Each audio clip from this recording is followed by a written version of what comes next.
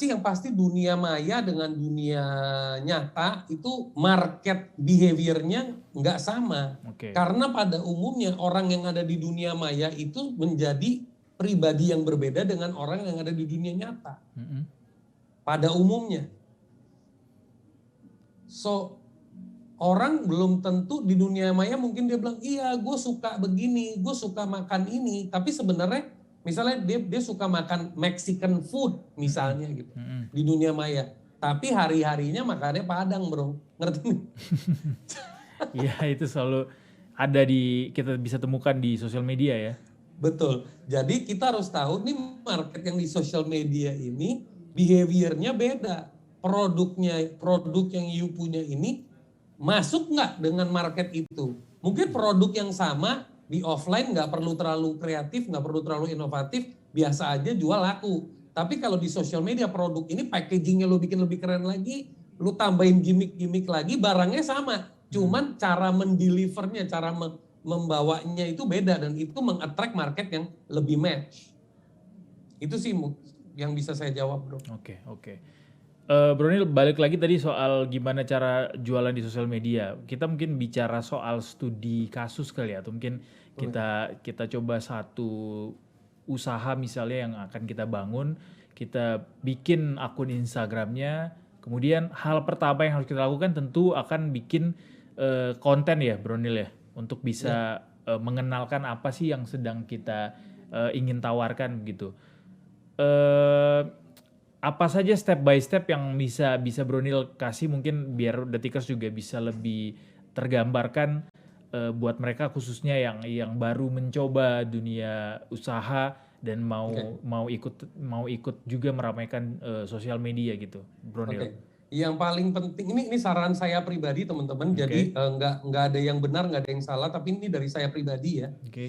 Itu kalau kalian baru mau usaha dan khususnya usahanya itu di industri F&B, industri jualan produk, jualan jasa dan sebagainya, pertama kali yang harus dilakukan, lakukan activity jualan seperti biasa. Jangan dilupakan, jangan di besok-besok atau diintar-intarin. Tapi social media itu bikin target 100 hari.